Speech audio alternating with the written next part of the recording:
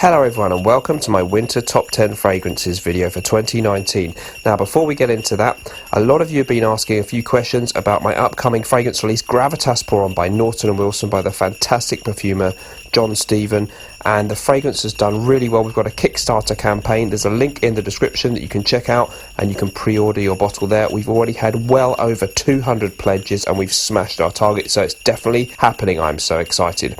Now the fragrance has some really beautiful fragrance notes. It's an aromatic fougere, but just as important as how it smells, a lot of you I'm sure want to know, how does this fragrance make you feel? Well, it's going to make you feel something like these guys.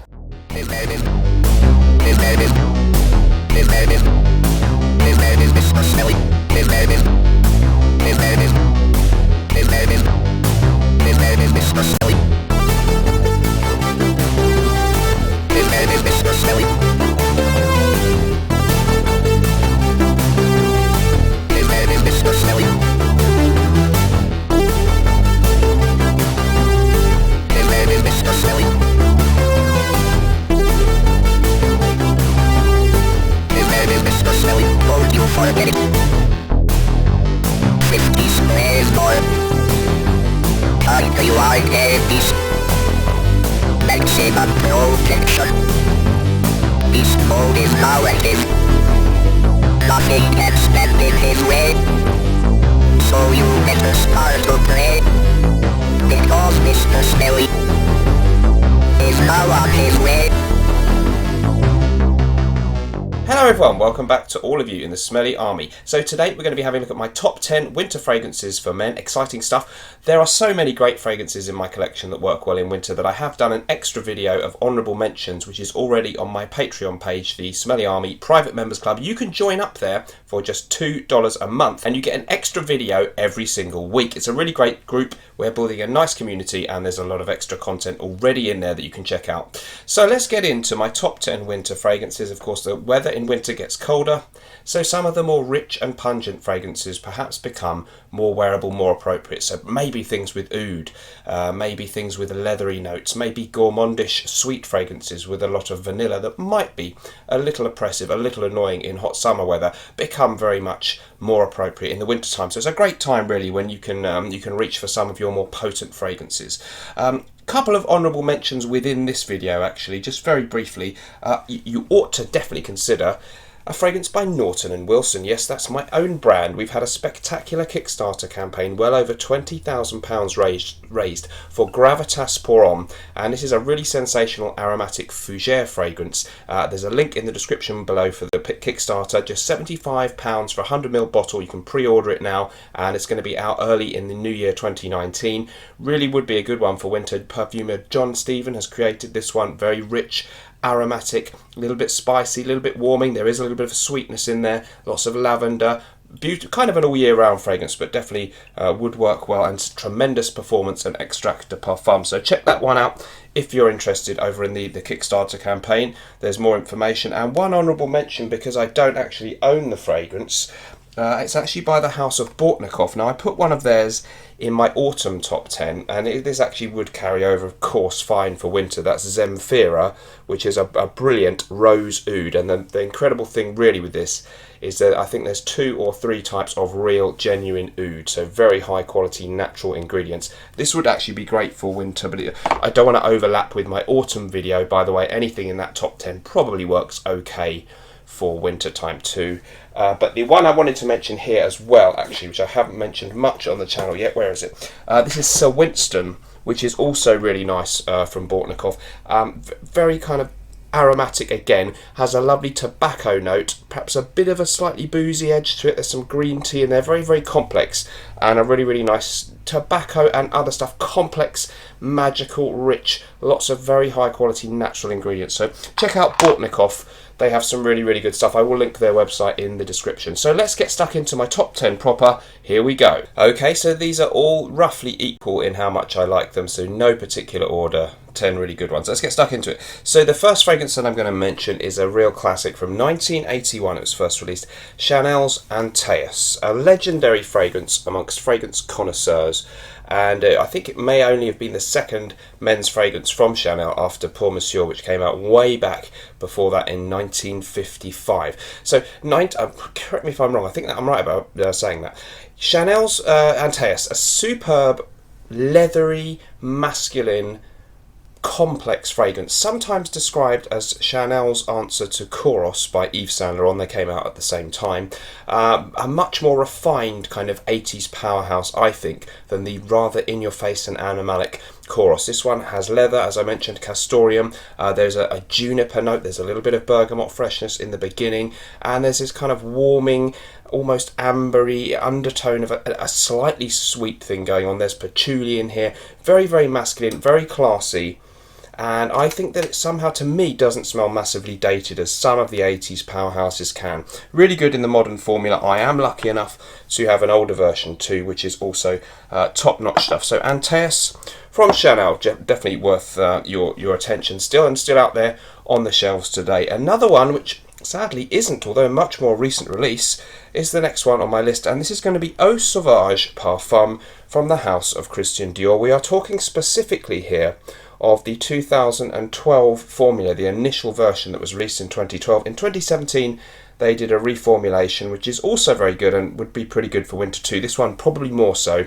Only 3 listed notes: vetiver, bergamot and myrrh. It does have a hint of the original Eau Sauvage and a certain lemony bergamot opening, but then a much more rich and dense, kind of more explicitly masculine undertone to this one. Surely many more notes going on than the listed ones, where there's just 3, but it does have this slightly resinous kind of myrrh thing going on, maybe some lavender in there too, I think. Very, very rich, very, very sort of warming, aromatic, masculine, grown up, a sort of green and slightly a little bit spicy, very kind of masculine but not dated at all. Very timeless and elegant, an absolute beast mode performance on that one. So really, really fine stuff. If you can find a bottle of the old formula, it's getting very hard already to track that one down, only a couple of years after it was discontinued. There we go. Sad stuff, isn't it, really? Moving on then to the next one. We're going to go with... Let's go with Fahrenheit Parfum... No, we can't do that. Yes, we can. 2 in a row. Why not? Dior Fahrenheit Parfum. So this completely different kind of thing, but maybe I'd reach for it in a similar mood. The Parfum version of Fahrenheit then came out a few years back in the 20-somethings, 2010, 12, and it does have some similarities with the original Fahrenheit. The notes are listed on my tester bottle here are mandarin, violet, a leather accord, and bourbon vanilla, which is not a bad description of how this one smells. It has a little bit of that slight hint of that fiery petroleum thing from Fahrenheit, but maybe not so much so. A little bit more sweetness, and a sort of smoother, more warming, maybe less controversial version, but in no way a dumbed down version. A very, very classy, niche quality fragrance. If you like the original Fahrenheit and you're looking for something in that vein that doesn't frustrate you the way that the modern, slightly emasculated formulations of Fahrenheit can do, this doesn't smell like vintage eau de toilette Fahrenheit, but it takes that theme and does something really interesting and really brilliant with it. So I think it was Francois Demarchi again. So a slightly, maybe slightly sweeter, slightly warmer, less petrol-y, but it's still with quite a lot of that leather, maybe a little bit more of the vanilla in it, and very, very complex and sophisticated stuff. Fahrenheit Parfum, a slightly underrated gem in my humble opinion. So that was the third one, wasn't it, on my list? Let's move on then. So next up, we've got a new release, which I'm pretty excited to share with you guys, and this is Milano Cento Homme, the Eau de Parfum version, just out very recently. Very excited that this one's come out. So Milano Cento Homme, one of my favourite aromatic fougere fragrances. You can pick this one up now on Fragrance Direct if you're in the UK or Europe. So if you go to the website Fragrance Direct, they now have the Eau de Parfum version, which has the same bottle design, just a sticker there, but the box tells you it's Eau de Parfum, as does the sticker on the bottom. And you can also sample it over at Fragrance Samples UK, who ship worldwide. That is a great place, whatever fragrances you're interested in, to order your samples from. Now, this one, Definitely an aromatic fougere. The original, it was fresh, but it had this warming undertone. It reminded me a little bit of Houbigont's Fougere Royale. Lots of different notes in here. You've got bergamot, there's lavender again, there's patchouli, there's cloves, I think there's cinnamon, so it's quite spicy and aromatic and warming. Very, very beautiful, very masculine, classy, clean cut as well. This one, in comparison to the Eau de Toilette, stronger concentration, obviously, of the fragrance oil. Shares the same notes, a little bit more edging towards the base notes, the ambery, clovey, cinnamon stuff, the patchouli, and a little bit less of the fresh sort of green opening that you get, but very, very similar, but a denser, richer incarnation, which makes it really, really good for winter, for fougere fans, for the winter time. Milano Cento EDP, very, very nice, long-lasting fragrance. Not beast mode in projection, but also very good in projection. Moving on then, we have an absolute niche classic, one of the greatest ever niche fragrances, some people would argue. And this is L'air du Desert Marocain from the house of Tower Parfums. I think it was 2005 maybe, or was it earlier than that? Anyhow, Andy Tower, the Swiss perfumer, created an absolute masterpiece. The idea was to symbolise or encapsulate the smell of the air in the Moroccan desert, which is what the name means in French. It's very much... well, it's got quite a bit of incense, it's smoky, there is a certain sweetness. I think I pick up on lavender, but it's not listed as a note. It's resinous as well, it's very complex, it's a little bit ambery, and it's got this magical exotic air without being really out there and weird smelling. I think it's very, very wearable. It has absolutely stunning projection and longevity. Very, very powerful stuff. Magical, mystical, reasonably priced. I think you can pick it up for around about £100 for 50 mils.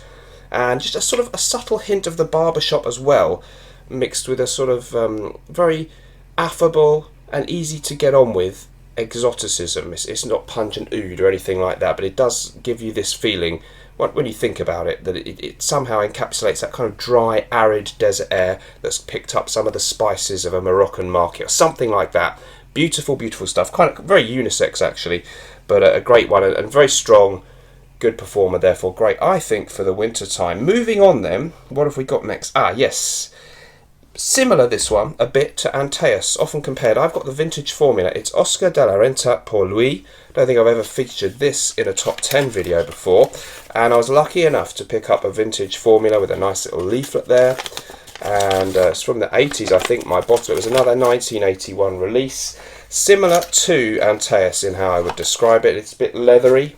It's a powerhouse 80s style fragrance, and this one really is just right up there alongside ANTAEUS as an absolute classic. Maybe the modern formula, which you pick up very cheaply now online, has lost something of the magic, a little bit more so than ANTAEUS. It's got that really beautiful dark blue feel that both these fragrances have, a very dark blue bottle, a kind of leatheriness mixed with maybe some patchouli and a little bit of a subtle but very cleverly done animalic undertone to it. Really, really masculine, but really classy. If you can get a vintage bottle of Oscar de la Renta pour lui, and you're a mature gentleman or someone who likes mature fragrances, a great, great one for the winter time, I think. Moving on then, what have we got next? Well, next up we're going to go for something very, very different, and this is a 1990 released AMBRA del NEPAL from the house of Profumo di Firenze, I think, or is it Profumi di Firenze?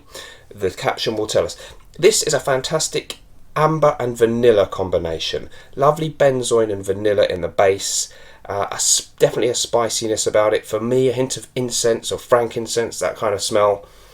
I'd reach for it maybe in a similar kind of mood to L'air du Desert Marocain. That one references the country of Morocco. This one mentions Nepal, so both kind of a little bit exotic. This one really, really nice, sweet, smoky, spicy fragrance. Again, great performance, a little bit different bottle design nowadays, and a real true classic. Stunning power and projection, but classy. As sweet fragrances go, I like them a little bit more complex and sophisticated, not out and out gourmand, and with maybe that hint of the exotic. This one absolutely delivers that. Superb and underrated stuff, I think. Moving on to the next selection then, we're going to go for a clone. Sorry if you don't like them, but this one is really good. Recent release from the House of Parfums Vintage is Brutus Oud, and this is their take really on the Rouge Parfum fragrance. Amber Oud. Now that's a really well regarded one from Roger Parfum. Of course, they're incredibly expensive, those fragrances. This one not dirt cheap, but very, very good from Parfums Vintage. A superb rose oud combination, really. Very, very nice. I guess in this case, unlike the Bortnikov stuff, it must be synthetic oud.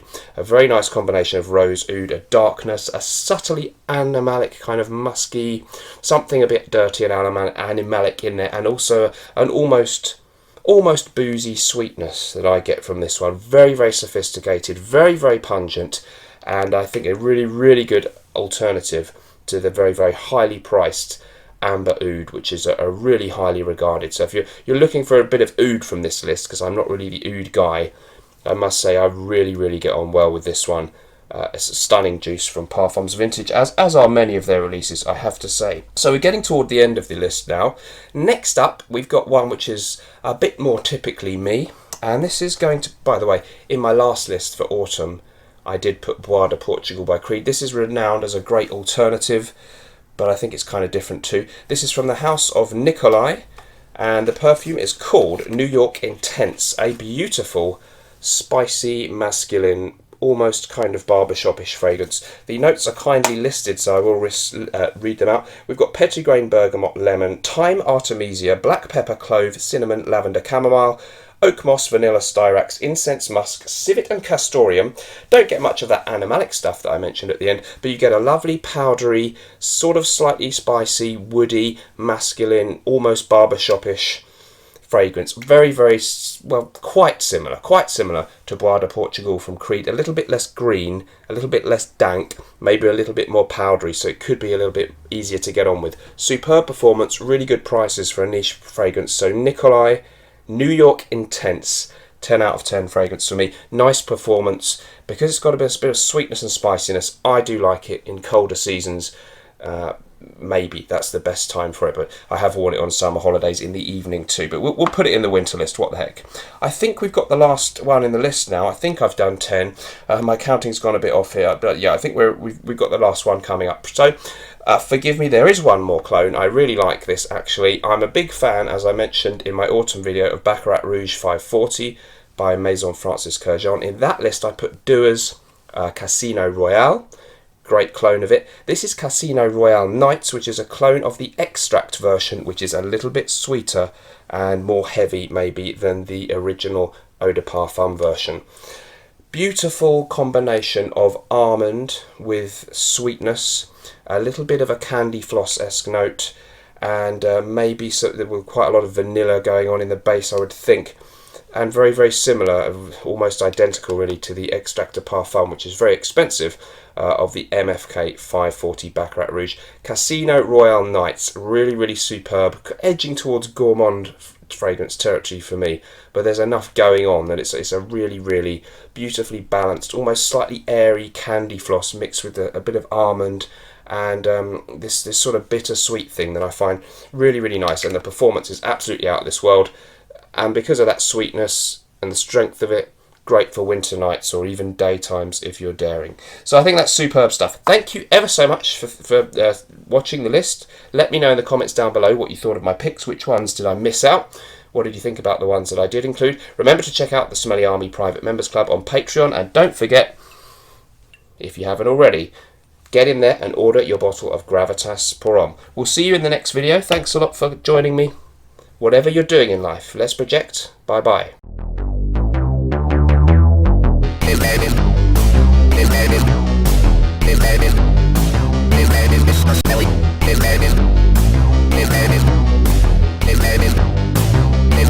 Smelly.